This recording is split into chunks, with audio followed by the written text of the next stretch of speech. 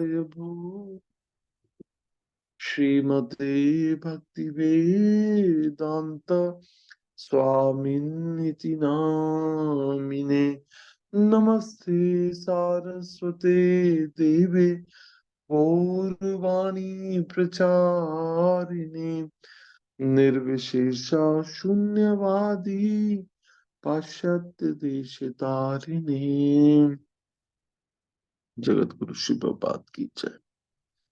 निताई गौर प्रेमानंदे। हरे कृष्णा। सो आप सबका स्वागत है आज। या सो हम पेरेंटिंग के ऊपर जो है डिस्कस कर रहे थे। एक बहुत सुंदर कहानी परंपरा में मैंने सुनी थी। एक स्कल्पचरिस्ट होता है, एक मूर्तिकार होता है और वो तीन मूर्तियां बनाता है। हम्म? तीनों अपने आप में एक जैसी होती हैं, खूबसूरत होती हैं, और तीनों को इवेल्युएट करना होता है कि इनमें से तीनों में से कौन सी मूर्ति है जो जो सबसे अच्छी है। तो हम हमारे पास और अगर हमारे पास ऐसे कोई लेकर आएगा कोई तीन मूर्तियां जो एक जैसी दिखती हो, तो उनको कैसे कोई इवेल्युएट करेगा। हम्म सो जो जो मूर्तिकार होता है वो किसी को बुलाता है, एक साधु को, एक इंटेलिजेंट व्यक्ति को बुलाता है और वो उनको कहता है बताओ इन तीनों में से तीनों मूर्तियों की कीमत क्या है, कौन सी मोस्ट वैल्यूएबल है। तो वो क्या करता है कि एक तार लेता है, एक कान में से डालता है और दूसरे कान से वो निकल जाती है बाहर। हम्म फिर एक दूसरी मूर्ति में जाता है, एक तार डालता है और वो मुंह से निकल जाती है। और फिर तीसरी मूर्ति में भी एक तार डालता है कान से, जो अंदर चली जाती है। तो वो कहता है जिसके एक कान में से तार डालने पर जो दूसरे कान से निकल गई, इसकी कोई कीमत नहीं है। It is no value. और जो दूसरी जिसमें मुंह से निकल गई है उसकी कुछ वैल्यू है। और जो जिसकी तार जो डाली थी वो अंदर चली गई, ये सबसे कीमती है। सो ये कहानी हमारी है ना। एक कान से हम सुनते हैं और दूसरे कान से निकाल देते हैं। मजाक में कहते हैं इस्कॉन। इस्कॉन का जो इस्कॉन है, international society of Krishna consciousness है, मगर आम जो व्यक्ति उसको होता है इस्कॉन। इस कान से सुनो और उस कान से निकाल दो, वो इस्कॉन हैगा।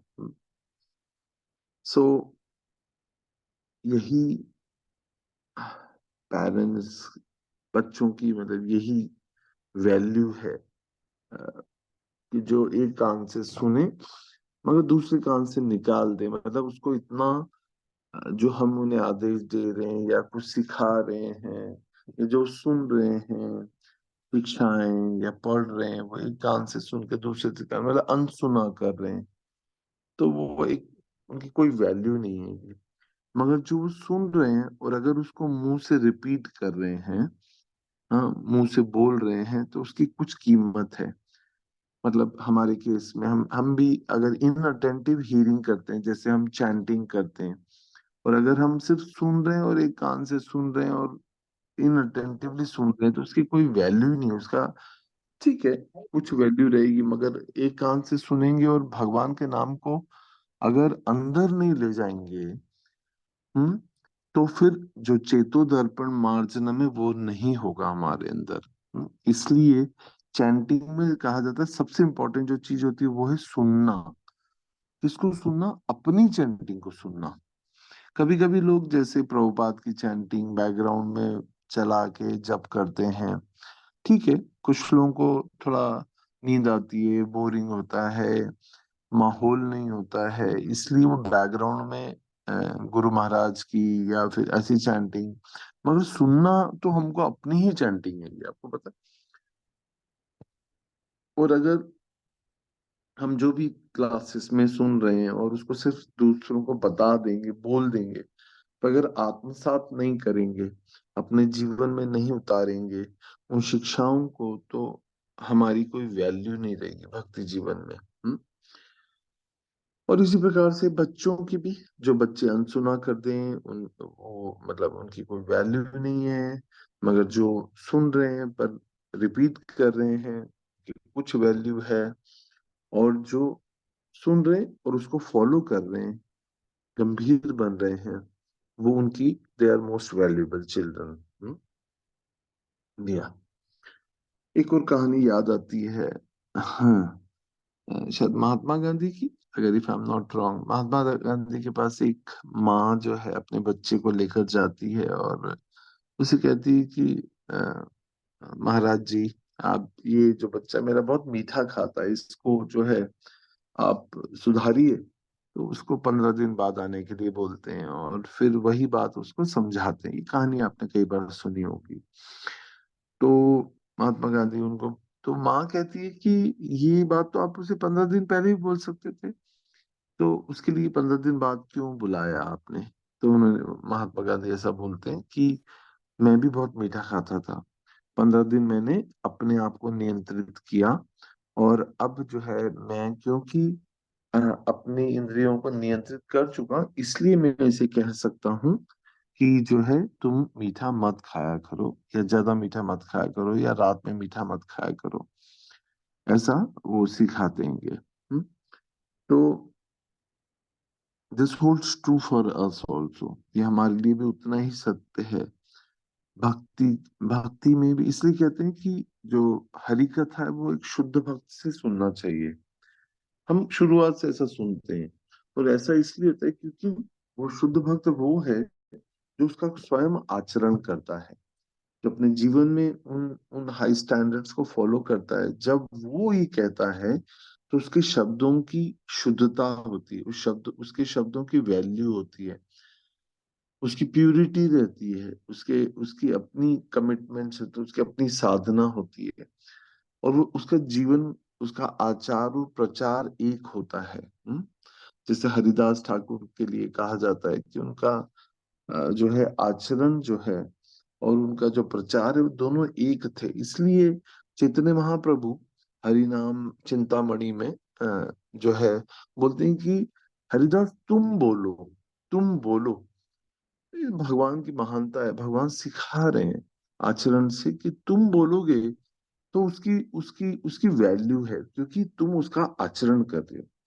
इसी तरह से पेरेंट्स के लिए भी, अगर हम बच्चे को बोल रहे हैं झूठ मत बोलो, ईमानदारी से रहो, मंगल आरती करो, श्लोक याद करो, शुद्धता लाओ, तो खुद के अंदर भी उस चीज का पालन करने का हमें जो है पालन करना चाहिए।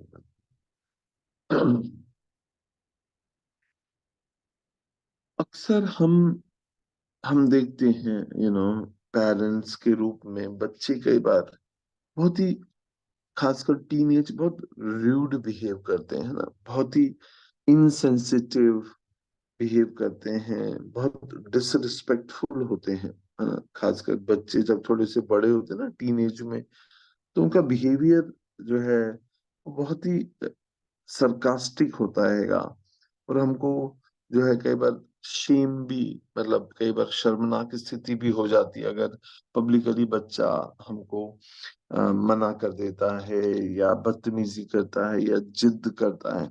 तो एट अलग अलग बच्चों के एज के सोपान में हमें अलग अलग प्रकार के बच्चों के साथ अलग अलग चैलेंजेस आते हैं एज ए पेरेंट्स जो है। बट सच बात तो ये है कि जो हमने उन पे इन्वेस्ट किया है, जो बोया है वही काटेंगे। सोशल यू, मतलब what you sow, what you sow so shall you reap.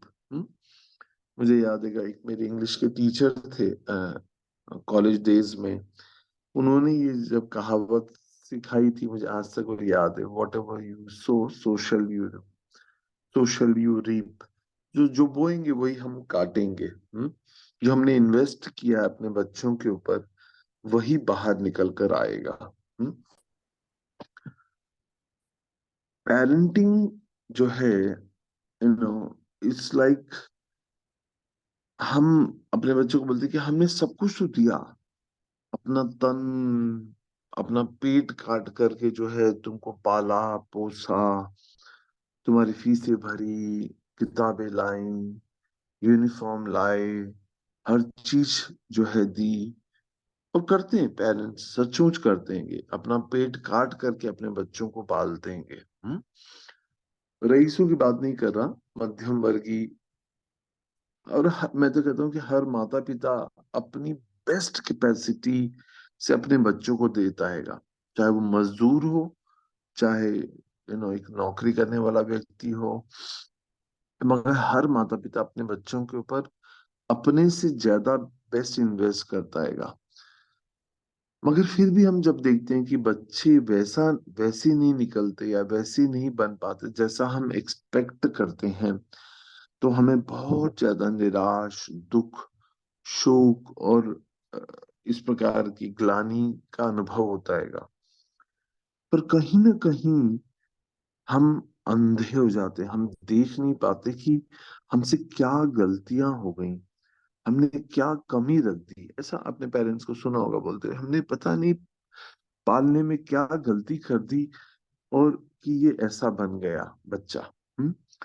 तो एक तरह से operation successful but patient is dead. Mission successful है मगर पेशेंट जो है वो डेड हो जाता हैगा। कहाँ क्या त्रुटि रह जाती है, ये हम समझने में फेल हो जाते हैं, खासकर पेरेंट्स के रूप में। और अब उस स्टेज पे सुधारना या उसको वापस रिवाइव करना it's like going back to the square हो जाता है। जो जो मतलब संभव नहीं हैगा। तो आज हम वो बात करेंगे कि क्या मिस्टेक्स जो हैं हम पेरेंट्स कर बैठते हैं, जिससे हमारी पेरेंटिंग गलत हो जाती है। तो जो हो गया सो हो गया, वो सारी हमारी डेस्टिनी थी, उसको हम अब कुछ कर नहीं सकेंगे। मगर हम आज वो बात करेंगे कि जो ऐसी कौन सी 7 गलतियां हम कर बैठते हैं अपने बच्चों के लालन पालन में। Number 1, controllership.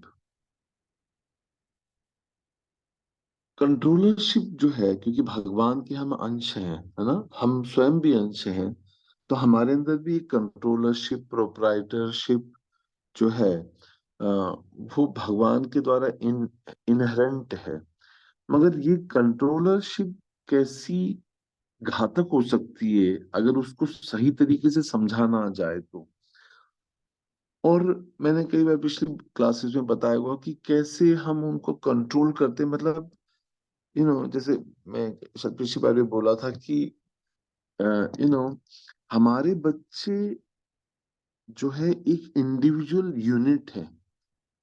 वो हमसे पैदा जरूर होते हैं या हम उन्हें जन्म तो जरूर देते हैं, मगर वो इंडिविजुअल सोल भी है, राइट।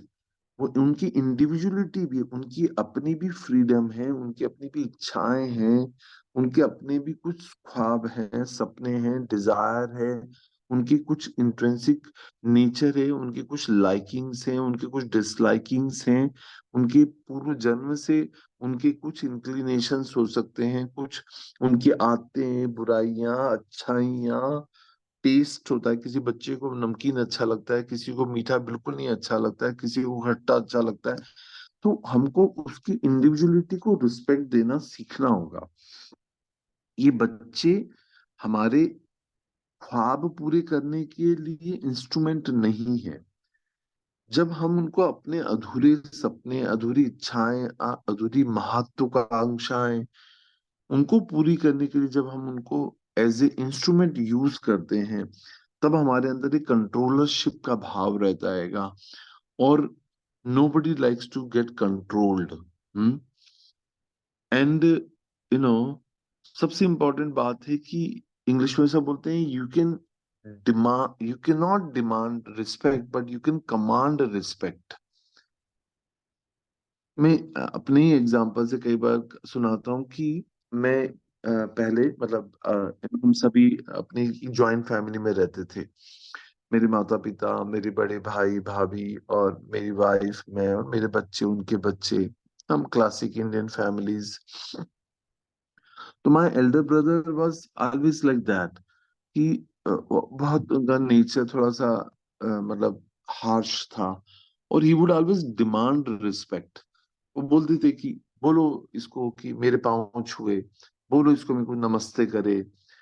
तो मुझे बड़ा अनकंफर्टेबल होता था। मैं कहता था कि why don't you behave in such A way that he should respect you, he should love you, not that मेरे कहने पे वो भी छोटा है वो कर देगा, मगर you have to win his heart.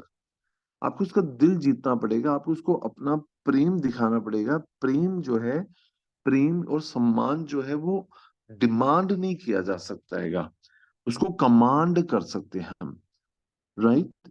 जब हम किसी व्यक्ति से आम रूप से मिलते हैं तो हम उसको इतना वैल्यू नहीं देते, पर the moment we come to know कि ये जो है व्यास आसन पे आके बैठा है, जब जब श्रवण हम उससे करते हैं तो हमारा जो है, हमारा जो रिस्पेक्ट है उसके प्रति जो है वो स्वाभाविक हो जाता है।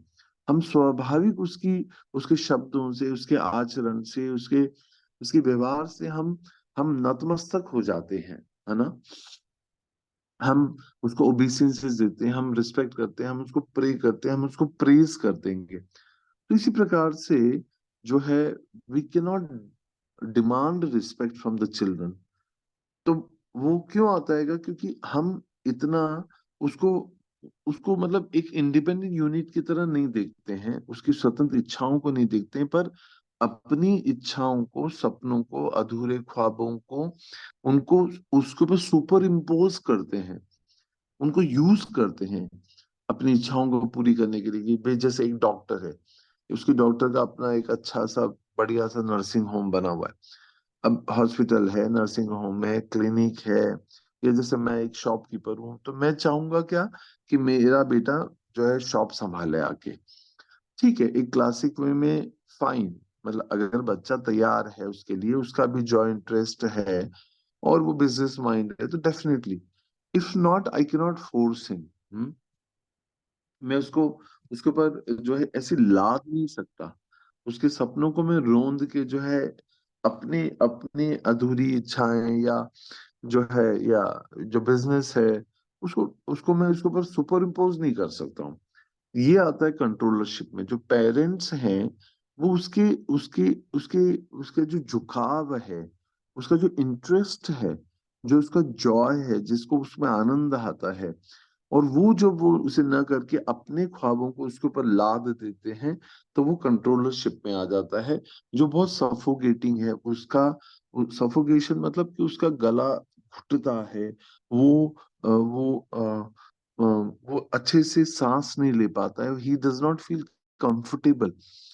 तो यही, मैं कभी मूवीज देखता नहीं बहुत सालों से, मतलब कोई इंटरेस्ट नहीं है, मगर ये बात जब ये मैसेज मुझे समझ आया था, तो पेरेंटिंग को समझने के लिए मैंने थ्री इडियट मूवी देखी थी। सबको देखना चाहिए। तीन तीन पगले जो भी होंगी, थ्री इडियट्स जो मूवी थी, ये देखने से मुझे ये समझ आया कि हमारे बच्चे जो है हमारी हमारे सपनों की बलि बन जाते हैं, बलि के बकरे हम उनको बना लेते हैं अपने कंट्रोलरशिप में। और वो सारे बच्चे जो एक वाइल्ड लाइफ फोटोग्राफर बनना चाहता है, एक एक्टर बनना चाहता है, एक राइटर बनना चाहता है, वो सब छोड़ के इंजीनियरिंग कर रहे थे, या जो भी कुछ कर रहे होंगे। और जब उन्हें वो करने का मौका दिया जाता है जो उन्हें अच्छा लगता है, तो दे क्रिएट वंडर्स। वो फिर उसमें बहुत अच्छे से खुले आकाश में वो सांस ले पाते हैं, वो और अच्छे से कर पाते हैं, और उनकी इनर पोटेंसी, जो उनर इनर उनका जो इंटरेस्ट है वो और निखर कर आता है। तो एक गलती जो हम सब करते हैं पेरेंट्स, वो क्या है, एक है वो है कंट्रोलरशिप करना, है ना। उन्हें जो है हेल्प करें to make a career, to make choose a stream, है ना। साइंस लेना है कि कॉमर्स लेना है, बच्चे को नहीं समझता, उसको हेल्प करें, उसको काउंसलर्स के पास लेके जाएं, उसे दूसरे बच्चों से बात करने, सीनियर डिवोटीज बोल रहा हूँ, सीनियर स्टूडेंट से बात करने का मौका दें, उसको एक्सपोज करें, उसको काउंसलिंग के करवाएं अलग अलग जगह पर, उसको उसको निर्णय लेने दें, उसको निर्णय लेने में सहायक करें, उससे अलग अलग लोगों से बात करें, उससे बात करें। ये सब जो चीजें होती हैं, ये कंट्रोलरशिप नहीं, बट ये उसके लिए कंट्रोलरशिप, प्रोप्राइटरशिप छोड़कर जो है हम उसे डिसीजन मेकिंग में हेल्प करें और उसको रिस्पॉन्सिबिलिटी दें डिसीजन लेने की। और उसके बाद भी कई बार बच्चे ऐसे भी होते हैं कि कुछ करियर स्ट्रीम चूज करते हैं और फिर at a point of time 8th में 10th में करते हैं, 12th में आके लगता है नहीं है, then they can still change, है ना। क्योंकि बच्चा, एक बच्चे की अगर बच्चे के स्थान पर अगर हम जाके देखें तो वो बेचारा अभी 4 दिन पहले ही तो दुनिया में आएगा। आपने दुनिया देखी, उसने नहीं देखी हैगी। हो सकता है कि उसे लगे कि शायद I have made a wrong decision, now I can switch over, I can change my partner, I can change my career. तो उसके लिए ओपननेस रहना चाहिएगा। या हम्म? फिर दूसरा है कि अ,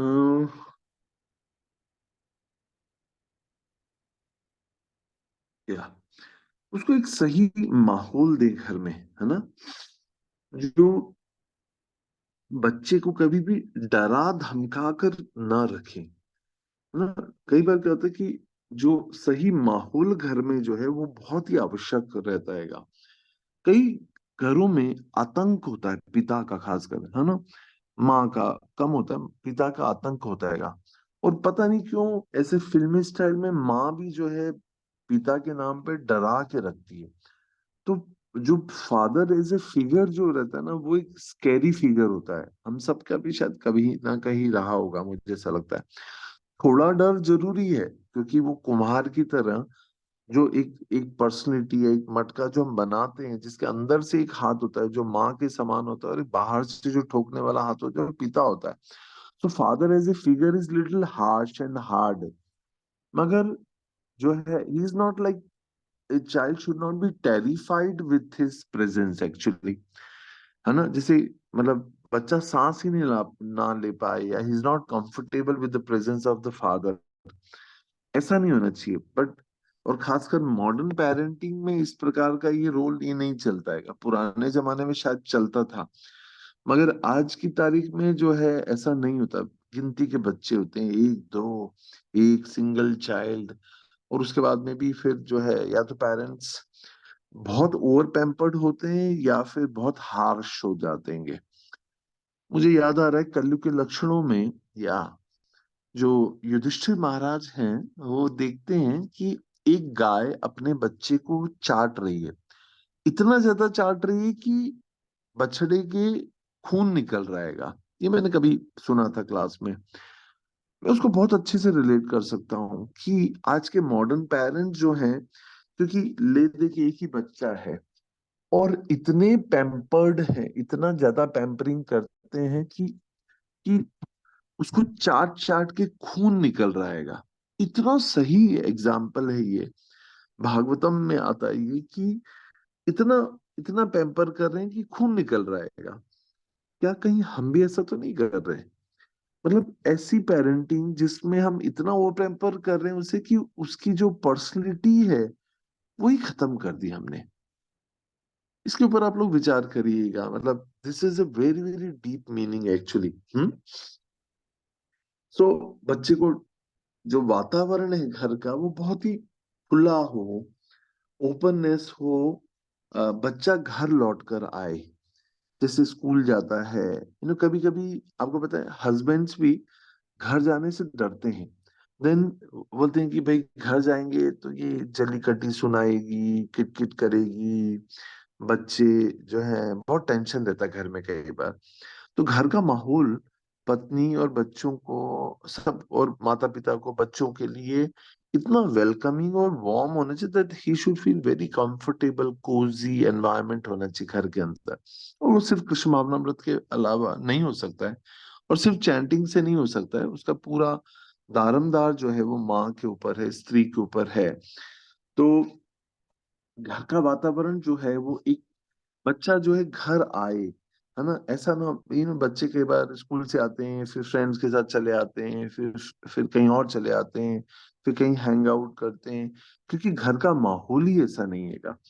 तो घर का कुछ ऐसा माहौल होना चाहिए जहां पर बच्चा घर में कंफर्टेबल रहे, माता पिता बहुत वेलकमिंग हो उसके साथ, और मिल बैठ के बात कर सकें। मुसीबत ये है कि अब जो है हम कृष्ण भावनामत लोगों के लिए तो टीवी वीवी नहीं होता हमारे घरों में, मगर जहाँ टीवी होता है वहां सब मिल बैठ के टीवी देखते हैं।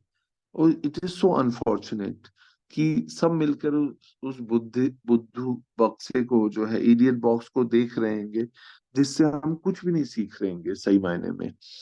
और इसलिए बल्कि साथ बैठ के बात करें, बालों में तेल लगाएं, सहलाएं, मतलब क्या कहा जाए। एक बहुत सुंदर बात मुझे अपने बचपन से याद है। मेरे बच्चे जब छोटे थे तो मैं देखता था कि जब माँ बच्चे को स्तनपान कराती है तो बच्चा दूध पीते हुए अपनी माँ को देखता हैगा। हम्म, इतनी सुंदर बात है ये। और माँ जो है बच्चे को देखती है और उसको निहारती है, उसको सहलाती है, उसके बालों को सजाती है, उसको बहुत सारा प्यार करती है। और माँ और बच्चा जो है माँ का स्तन से प्रेम पीता है, दूध नहीं पीता, वो प्रेम पीता है, यू नो। तो शायद मैंने एक कहानी अभी कहीं शेयर की थी, आप लोगों को की थी कि नहीं पता नहीं। वो एक इडली वाली अम्मा की कहानी जो है, तो बच्चा जो है उस कहानी में वो माँ जो है वो देखती है कि ये जब कोरोना टाइम आया है और इस समय जो है सब लोग भूख से मर रहे हैं, कोई किसी को छूना नहीं चाहता हैगा, पर एक कंपैशनेट मदर जिसके हृदय में इतना वात्सल्य है और गरीब है, बहुत बहुत पॉवर्टी स्ट्रिकन है, मगर she so magnanimous in his heart, in her heart, कि इतनी उदार है, इतना करुणा है, इतनी दया है जीवों के प्रति, दूसरी माओं के प्रति, दूसरे जीवों के प्रति, कि वो 1 रुपए में एक इडली खिलाती है। और और वो भी इसलिए ताकि पीपल शुड वैल्यू, मतलब वो उसकी कॉस्ट नहीं होती है, पर इट शुड, यू नो, कई बार ऐसा होता है कि जो चीज इस संसार में एकदम फ्री में मिलती है उसकी हम कीमत ही नहीं जानते। इसलिए शिल प्रभुपाद ने कहा, ये भगवत गीता भी हम रुपए लेते हैं और यही कहते हैं कि this is not the cost of Bhagavad Gita, this is not the cost of this book, but this just print cost है, ये प्रिंटिंग की कॉस्ट है, क्योंकि प्रिंटिंग हर दिन पेपर महंगा होता जा रहा है, इंक महंगी होती जा रही है, तो उसकी कॉस्ट है। पर क्या कोई जान सकता है भगवत गीता की क्या कीमत है? ये वही व्यक्ति जान सकता है जो भगवत गीता को पढ़े, जो लाइफ मैनुअल है इंसान के लिए, को इस इंसान रूपी मशीन को चलाने के लिए गाइड बुक है, ये लाइफ मैनुअल है भगवत गीता। ये बहुमूल्य है। इसको अगर किसी ने समझ लिया और अपने जीवन में उतार लिया भगवत गीता के शिक्षाओं को, तो उसका जीवन पूरी तरह से जो है ट्रांसफॉर्म हो सकता है। तो इसी प्रकार से वो जो माँ जो है इडली जो बनाती है, उसका बच्चा, उसका खुद का जो बच्चा होता है वो भी काफी गरीब होता है, तो वो कहता है माँ तू कैसे देती है ये इडली 1 रुपए में? तो माँ, तुम्हारे पास इतना प्रेम कहाँ से आता हैगा? तो माँ कहती कि मेरी जो स्तन है उसमें जो दूध है उसका जो प्रेम है, मतलब माँ का वात्सल्य जो है, जो वो इतना ज्यादा है कि I can feed to unlimited people. तो हम सोच सकते हैं कि ये मातृत्व क्यों आजकल के बच्चों में प्रेम नहीं है, क्यों अटैचमेंट नहीं है? क्योंकि स्तनपान नहीं कराते। मे, मेरी स्थिति में मुझे याद है, मैं शायद 5 साल 6 साल तक का था, तो मैं माँ मदर कहती थी कि मैं तुमको 5 साल तक फीड करती थी पहले समय में। तो आश्चर्य की बात है कि जब आज की तारीख में अन्नप्राशन हो जाता है 6 महीने बाद और बच्चा जो है पूरी तरह से अन्न लेने लग जाता हैगा। और और बहुत अनफॉर्चुनेट है कि कई माओं को तो दूध भी नहीं आता, और आता भी है तो उतना सफिशिएंट नहीं होता कि वो बच्चे का पेट भर सके। कितना दुर्भाग्य है कलयुग का जो है। तो फिर प्रेम आएगा कैसे, अटैचमेंट होगा कैसे? और जब माँ को माँ सफिशिएंट माँ, और तो और आजकल मॉडर्न मदर्स जो है वो बच्चे को फीड नहीं करती हैं क्योंकि अपना फिगर खराब ना हो। कितना दुर्भाग्य। और इसके कारण वो खुद जो है फिर स्तन जो है ब्रेस्ट कैंसर से सफर होती हैं। तो one of the reason for breast cancer is not feeding children with the sufficient milk actually. तो ये जो भगवान की व्यवस्था है, प्रभुपाद कई बार कहते थे, प्रभुपाद कहते थे 1 मिनट पहले there is no milk, but the moment the child is delivered there is milk in the breast. Now why don't you believe that Krishna has made all this arrangements for you? भगवान ने ये सारा arrangement बना किया है जीवात्मा के कल्याण के लिए, उसके पालन के लिए, जो है जिस माँ में जो है अ, एक पल पहले दूध नहीं होता, मगर बच्चे के जन्म के बाद एकदम मिल्क आ जाता है, कहाँ से आता है? तो हम सोच सकते हैं कि ये सब ईश्वर की कृपा है. फिर जिन बच्चों को दूध की बोतल से जो फीड किया जाता है, उनका कनेक्शन भी बोतल से हो जाता है. देखिए, जब जब स्तन से पिलाया जाता है तो माँ के साथ डीप कनेक्शन होता है, मगर जब बॉटल से जब दूध पिलाया जाता है तो उसका कनेक्शन बॉटल से हो जाता है. पहले बच्चा दूध की बोतल, फिर बाद में सॉफ्ट ड्रिंक, फिर कोल्ड ड्रिंक, फिर बियर, फिर वाइन, और फिर बाद में भी बॉटल, फिर बाद में उसको ग्लूकोज की बोतल, और फिर आखिरी में उसको खून की बोतल. समझ आ रहा है कितना इंपॉर्टेंट है? उसका कनेक्शन ही सारा बॉटल से ही हो गया. मरते दम तक उसको खून की बोतल लग रही है, ग्लूकोज की बोतल चल रही है, क्योंकि संबंधी बॉटल से हो गया. तो पहली मिस्टेक ये थी कि कंट्रोलरशिप ना रखें. दूसरा जो है, घर का एटमॉस्फेयर सही रखें, वेलकमिंग हो. ये एक गलती हम पेरेंट्स कर देंगे. तीसरा है कि उसको अपने आप को एक्सप्रेस करने की स्वतंत्रता दें, है ना. कई बार हम देखते हैं फैमिलीज के अंदर इतना डिक्टेटरशिप होती है. पिता या माता जो है तानाशाही के रहते, दे आर लाइक हिटलर की तरह रहते हैं. उनको कुछ बोलने और अपना अपने व्यूज एक्सप्रेस करने की स्वतंत्रता ही नहीं देते. तो वो एक बहुत ही घुटन वाला माहौल होता है. वहां पर सिर्फ एक गुलाम होता है.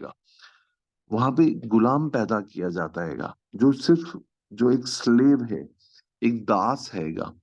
ऐसा नहीं होना चाहिएगा. Even Krishna has not created robots. Robot हम समझते हैं ना, रोबोट, मॉडर्न रोबोट्स मतलब जो सिस्टम उसमें फीड कर दिया वो वैसे ही काम करेगा, ऐसा. उसकी अपनी कोई स्वतंत्र इच्छा नहीं है. इसी प्रकार से हम जो है रोबोट्स नहीं है. भगवान ने हमें एक फ्री विल दी है. उस फ्री विल को यूज करना या मिसयूज करना, डिसयूज करना, ये हमारे हाथ में हैगा. भगवान ने हमें जो है दृष्टा अनुमंता की तरह, भगवान ने आत्मा भी है हमारे अंदर, परमात्मा भी है. पर दृष्टा है, अनुमंता है, वो ऑब्जर्व करता है और सैंक्शन करता हैगा. मगर वो हमारी जो है स्वतंत्र इच्छा में वो इंटरवीन नहीं करते. भगवान हमारे अंदर भी परमात्मा रूप में. मगर जब कोई व्यक्ति उनकी ओर उन्मुख होता है ना, हाँ, तो जब कृष्ण उन्मुख होता है जीव, तो फिर उसकी वो सहायता करते हैं. हाँ, तो इस प्रकार से हमारे बच्चे हैं, पर हम उनके ऊपर इस प्रकार से इम्पोज ना करें. उनके ऊपर उनको उनके व्यूज एक्सप्रेस करने, उनसे सुनने की, उनके आइडियाज. कई बार even childrens have wonderful ideas. तो हम उनको वेलकम जरूर करें, उनके ओपिनियन जरूर वेलकम सुनना चाहिए. Decision can be yours, but कई बार बच्चे also can bring out some wonderful opinions, views, specially views. तो वो जो है उसकी ब्रीदिंग स्पेस जो है उसको कभी भी खत्म नहीं करना चाहिए. और चौथा, very very important, and very often we do one and all, we compare our wife with others women, we compare our children with other children, we compare our husbands with others husband. और ये बहुत ही relationship में घातक है. तो हम सब करते हैं ये बात, मतलब. फिर दूसरा, हम कंपेयर करते हैं हमारे बच्चों को दूसरे बच्चों से, क्लास के दूसरे बच्चों से, पड़ोसी बच्चों से, अपने ही बड़े भाई छोटे भाई से. हम बोलते हैं, देखो बड़ा वाला कितना समझदार है, कितने अच्छे से श्लोक याद करता है, तुम डफर हो. इस प्रकार से जो है ये. फिर हम कभी कभी उसी बच्चे को उसी की लाइफ से कंपेयर करते हैं, देखो पहले तुम कितने अच्छे थे, पहले तुम कितने समझदार थे, पहले कितने सुबह सुबह उठ के नहा लेते थे, और अब तुम कैसे हो गए. मतलब देखिए, कंपैरिजन बाहर से, घर के अंदर, घर के बच्चों से, बड़े भाई से, खुद से, उसकी पहली लाइफ से, फिर उसकी पहली लाइफ से, और फिर अब जैसा वो हो गया है उसको हम एक्सेप्ट नहीं करते, उसकी ही प्रीवियस लाइफ, मतलब प्रीवियस, उसके चाइल्डहुड से, प्रीवियस ईयर से, अर्ली एज से हम उसको कंपेयर कर रहे हैं। तो ये बहुत ही डिस्ट्रक्टिव होता है। तो उसकी ग्रोथ को ये रोक देता है ना। उसकी ग्रोथ को ये जो है कंपैरिजन जो है वो रोक देता है, और हम ये नहीं समझ पाते कि हर इंडिविजुअल एक अलग पर्सनैलिटी है ना। फिर पांचवी मिस्टेक हम करते हैं वो है कि we don't give them quality time. देखिए, जिस घरों में हस्बैंड वाइफ दोनों काम करते हैं वहां पर बच्चा जो है वो दाई माई बाई जो है वो बच्चा उसको पालता है, पालती है। तो ऑब्वियसली उसका अटैचमेंट जो है बाहर की स्त्री से होगा, दाई से होगा, बाई से होगा। मगर हम उसके साथ अगर समय ही नहीं देंगे तो फिर जो है उसको उसका जो जो उसकी जो पर्सनैलिटी में जो वैल्यू फॉर द टाइम है और जो क्वालिटी टाइम है वो कभी भी नहीं आ पाता है। हो सकता है कि जैसे हम वीकेंड्स पे रहते हैं घर में, हम सब साथ में रहते हैं बट हम फिर भी साथ नहीं रहते। जैसे कई बार ऐसे फोटोज आते हैं, आपने देखे होंगे कि घर में चार लोग बैठे हुए हैं, चारों अपने अपने मोबाइल पर हैं, बैठे साथ में हैं पर चारों अपने मोबाइल में घुसे हुए हैं, या चारों मिलके टीवी देख रहे हैं। मतलब you are not there. Husband wife भी साथ में बिस्तर पे साथ बैठे हुए हैं, दोनों अपने अपने मोबाइल चला रहे हैं, दोनों अकाउंटेबल हैं अपने अपने लाइक्स, फेसबुक, व्हाट्सएप मैसेजेस देने में इतने इतना इतने इतने जिम्मेदार होते हैं कि वो जो दूर बैठा व्यक्ति है वो उसके प्रति बहुत ज्यादा अकाउंटेबल है, मगर जो पास बैठा व्यक्ति है उसके प्रति कोई अकाउंटेबिलिटी नहीं होती है, इवन हस्बैंड वाइफ के अंदर। तो ये सारा जो क्वालिटी टाइम है, क्वालिटी एंड क्वांटिटी, क्वांटिटी में हम पूरे घर साथ में रह सकते हैं, पर क्वालिटी टाइम मतलब जैसे खासकर बच्चों के साथ जो है उन्हें साथ में लेना, अगर छोटे हैं तो गोदी में बिठाकर उनसे बात करना, उनसे सुनना, सुनने का धैर्य रखना, पेशेंस रखना, हाँ, उनके साथ खेलना is also one of the quality time. वो अगेन डिपेंड एज में, आप उनके साथ बैडमिंटन खेल सकते हैं अगर थोड़े बड़े हैं, लड़कियां हैं तो उनके साथ अलग तरीके से स्पेंड कर सकती हैं माएँ टाइम किचन में। But there are so many ways कि हम बच्चे के साथ क्वालिटी टाइम स्पेंड करें, है ना। जो सिक्स जो मिस्टेक है वो ये है कि हम बच्चों को अक्सर पब्लिकली इंसल्ट करते हैं, वन एंड ऑल। कभी ना कभी जरूर किया होगा हमने, अगर अब नहीं करते, पर वो एक ऐसी गलती है जब किसी को भी पब्लिकली शेम ट्रिगर किया जाता है तो वो उसको मार डालता है अंदर से। कि जैसे कई बार हम उसको बोलते हैं नालायक कहीं के, समझ नहीं आता तुमको, बेकार, यूजलेस, ये सब कुछ जो है वो उसको इतना ज्यादा नुकसान और इतना ज्यादा जो है उसको आ, दुखी करता है कि जो जिसका हम अंदाजा नहीं लगा सकते।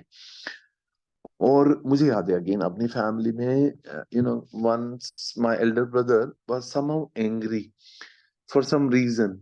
तो my father, just to please him, उसको क्या किया, मेरे बेटे को बचपन में उसको एक खंबे से ऐसे ही चुन्नी से बांध दिया उसको, हाँ, मतलब not in with the ropes, but उसको चुन्नी से बांध दिया, खंबे से बांध दिया कि बहुत मस्ती करता है, बहुत नुकसान करता है।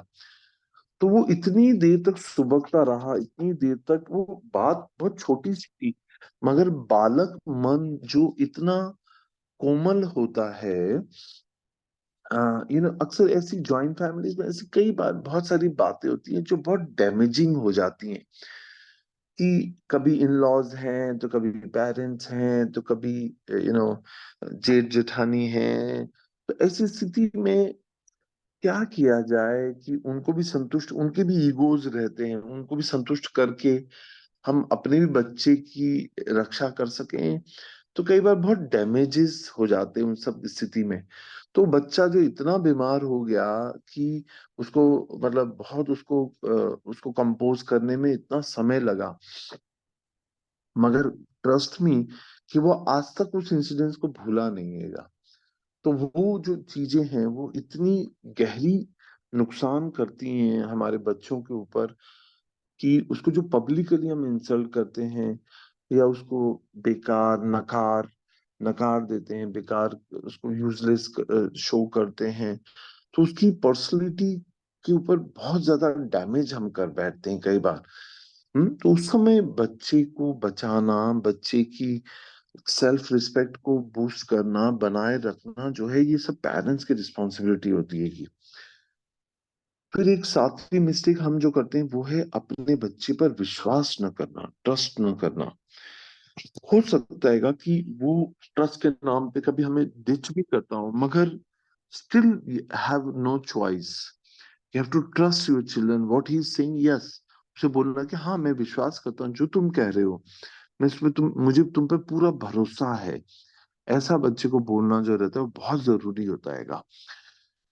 तो ये क्या होता है कि ऐसा जब कोई व्यक्ति आपको, जैसे अगर आप हम गलती भी कर रहे हैं या मैं कुछ छुपा भी रहा हूं, पर मैं कह रहा हूँ कि मुझे आप पे पूरा भरोसा हैगा, तो उस समय व्यक्ति को वो जो गलती है वो दोबारा नहीं करेगा, क्योंकि उसको पता है कि मेरे माता पिता का ट्रस्ट मैं नहीं तोड़ सकता, मेरी वाइफ का ट्रस्ट मैं तोड़ नहीं सकता, मेरे हस्बैंड का मैं ट्रस्ट नहीं करता, वो मुझे बहुत ट्रस्ट कर देंगे। तो ये जो, क्योंकि पेरेंटिंग पेरेंटिंग और ये जो गृहस्थ आश्रम है, ये बहुत एक ही सिक्के के मतलब दोनों पहलू हैं। शिक्षाएं जो है मोरलेस सेम रहती हैं, जेंडर वाइज है।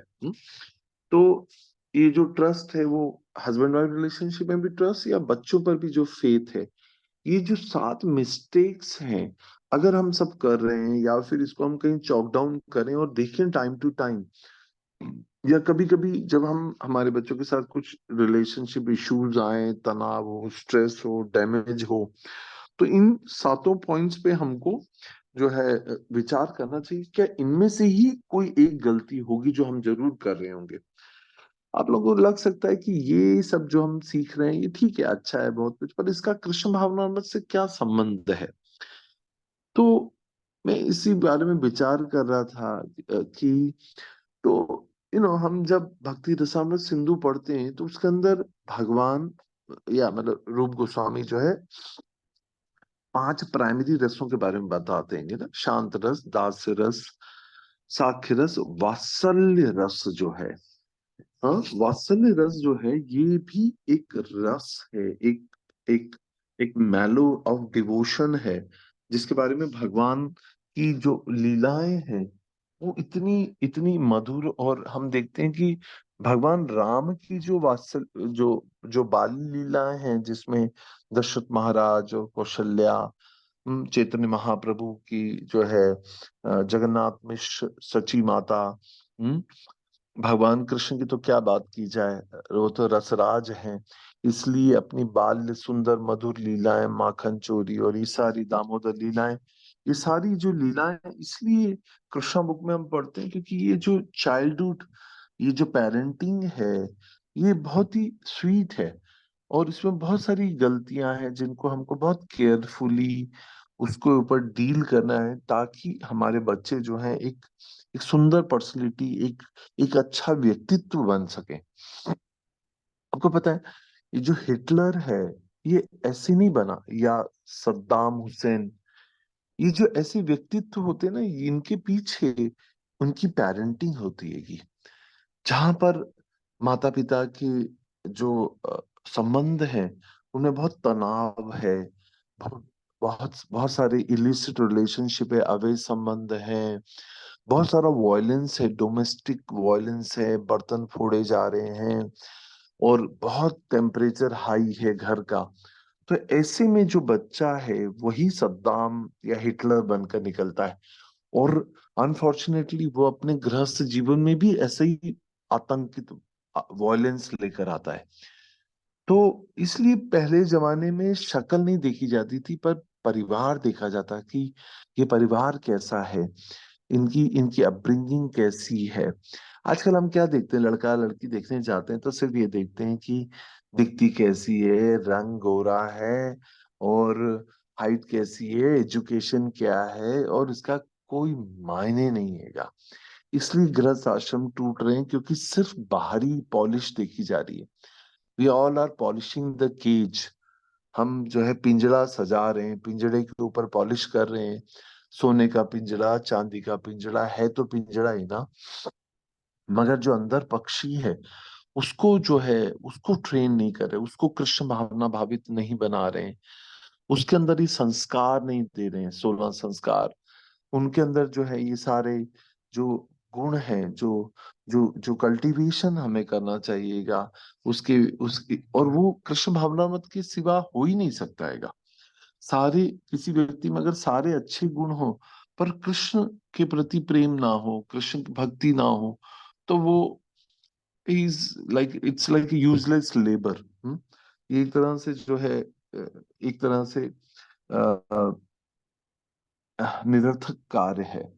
तो हम देखते हैं कि just before the class gets over, मेरा मेडिटेशन था कि एक दो एग्जाम्पल मुझे बहुत ही अच्छे लगते हैं। सुनीति जो ध्रुव की माँ होती है, हाँ, बहुत ही सुंदर।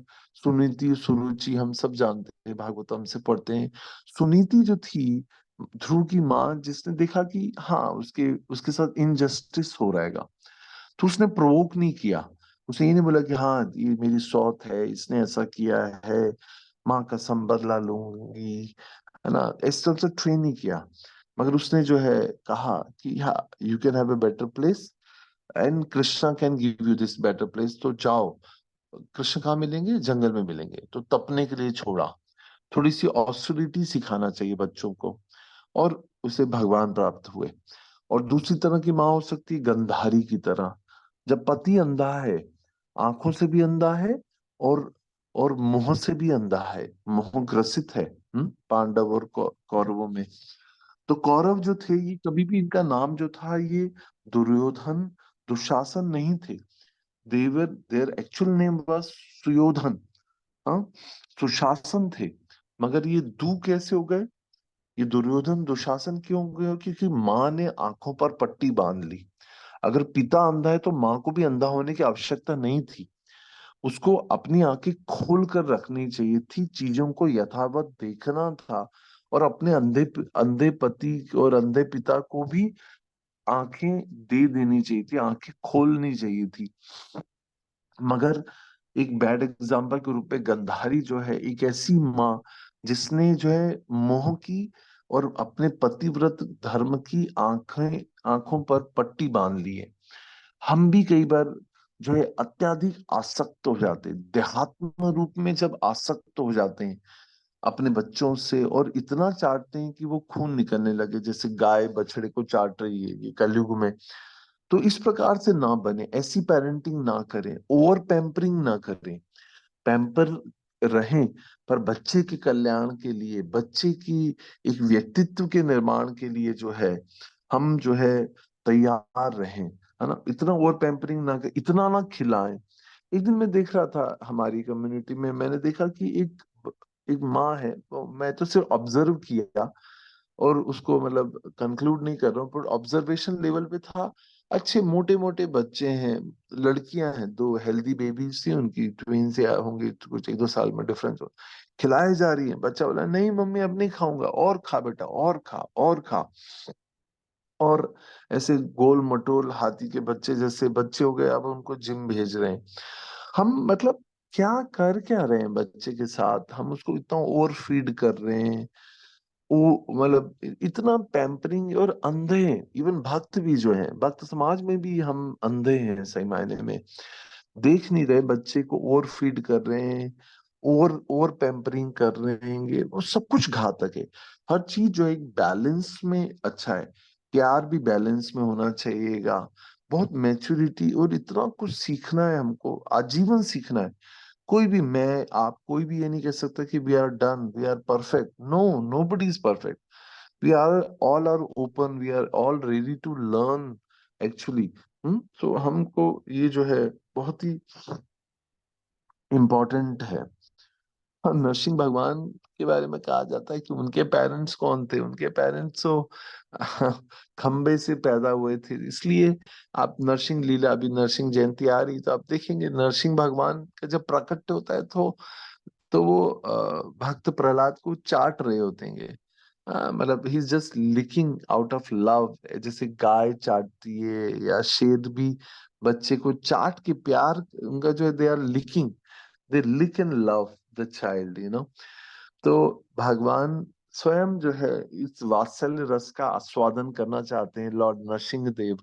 इसीलिए अपनी अलग जो चतुर्युग में जो लीलाएं, उसके अंदर वो जो है राम अवतार, कृष्ण अवतार, चैतन्य महाप्रभु के रूप में ये बाल लीलाएं और वात्सल्य लीलाओं को जो है उसका आनंद विभोर होते हैं, माता पिता को भी उस आनंद रस में डुबोते हैं, और खुद भी उस आनंद को जो है वो relish करते हैं।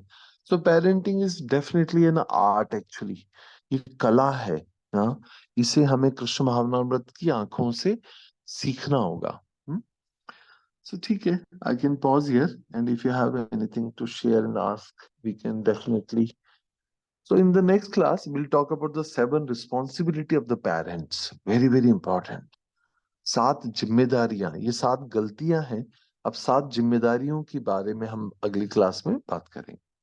So, one good news, आप लोग जो यहाँ पर हैं, इस कमिंग संडे जो है, ये आने वाला शनिवार जो है, वो मेरे घर में जो है जगन्नाथ भगवान के इंस्टॉलेशन एनिवर्सरी, हर साल की तरह ब्रह्मोत्सव है। तो आप लोग जो भी विजयगिरी प्रभु, सुचित्रा माता जी, और मतलब मैं, मुझे पता नहीं एग्जैक्टली कौन आसपास है, तो आप लोग जो भी आ सकते हैं आइए।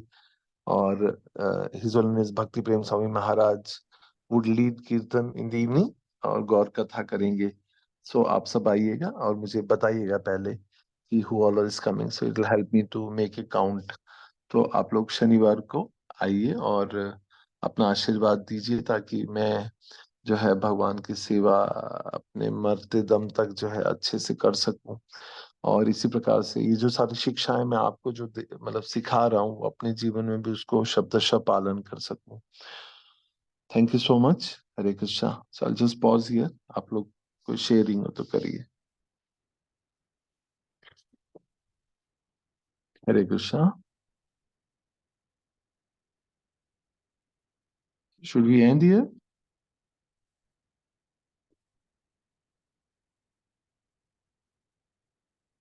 हरे कृष्णा। आज अच्छा हुआ कोई कॉल ड्रॉप नहीं हुआ। या हुआ माता जी, गो अहेड।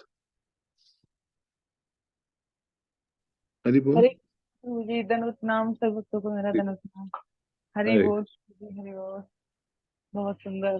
पहले तो हम कहेंगे कि जगन्नाथ जी का जो बर्थडे है प्रभु जी। जगन्नाथ जी का बर्थडे, हाँ ठीक है, ऐसा बोल सकते। ब्रह्मोत्सव बोलते हैं, जी, मेरा ब्रह्मोत्सव। मुहूर्त। बर्थडे बर्थडे नहीं होता, भगवान अजन में अज होते हैं, है ना। जी जी। ब्रह्मोत्सव प्रभु जी, आप तो टेक्निकल। ऑलरेडी सेवा बहुत अच्छी कर ही रहे हैं और आपसे हम सीख भी रहे हैं। हम धीरे धीरे प्रयास कर रहे हैं कि मतलब हम भी कुछ ऐसी सेवा कर पाए। और जो प्रभु जी कृष्णा कॉन्शियस में हमने देखते हैं कि बस मतलब कि भक्ति के स्तर पर हमें भक्ति इस स्तर तक ले आते हैं कि मतलब जो हमारी भौतिक इच्छाएं होती हैं या जो भौतिक जो कामना होती है वो सब खत्म होती हैं। लेकिन आप हमें इस प्लेटफॉर्म पे जो पेरेंटिंग का ये दे रहे हैं सेशन बाय सेशन, तो ये हमारे लिए बहुत अच्छा है। और मैं आपको क्या बताऊं कि शब्द नहीं है मेरे पास। तो इतना अच्छा कि एक माँ ही बच्चों को बता पाती है और वो आज आप इस प्लेटफॉर्म पे हमें बता रहे हैं, तो इससे हमें काफी हेल्प मिल रही है। और जो हमने त्रुटि की है अपने जो पीछे, तो उन्हें भी अभी सोच के ऐसे लगता है कि हमने ऐसा क्यों किया। और ये नादानियों के कारण किया, क्योंकि हमें बताने वाला कुछ है ही नहीं, सही है और गलत क्या भेद है और किस सही तरीके बात। से हम बच्चों को लें। बस ऐसे जैसे कि पशुओं के बच्चे पे सब बच्चे पैदा हो गई और अब ये, लेकिन आपकी क्लास से हमें ये सीखने को मिल रहा है कि बच्चे पालने की भी एक बहुत बड़ी जिम्मेदारी है, बहुत बड़ी है। ऐसा नहीं है कि जैसे पहले बुजुर्ग बताते थे बस हाँ इनके लिए कमाना है, बस घर बना के देना है और इन्हें पढ़ाना है। संस्कार का जो नीचे से आप दे रहे हैं वो प्रभु जी बहुत इम्पोर्टेंट है। बहुत सुंदर है प्रभु जी। हरे कृष्णा धन्यवाद। या मैं आपको एक बहुत अच्छी बात बताऊं, मैं अपनी लाइफ से जो भी बोलता हूँ सीखता हूँ, तो मैं इतना बड़ा हो गया हूँ, मतलब मेरी उम्र जो है 54 ईयर्स है। अभी 6 तारीख को मेरा जन्मदिन था, तो अब मैं 54 कंप्लीट करके 55 हो गया हूँ। तो मैं देखता था कि मैं अपनी माँ के पास जब भी जाता था तो माँ माँ को बोलता था कि आप तेल लगाओ, मेरे बालों में तेल लगाओ। माँ को कई बार गुस्सा होती थी, बोलती कि इतने बाल तो गिर गए, अब तो गंजा हो गएगा।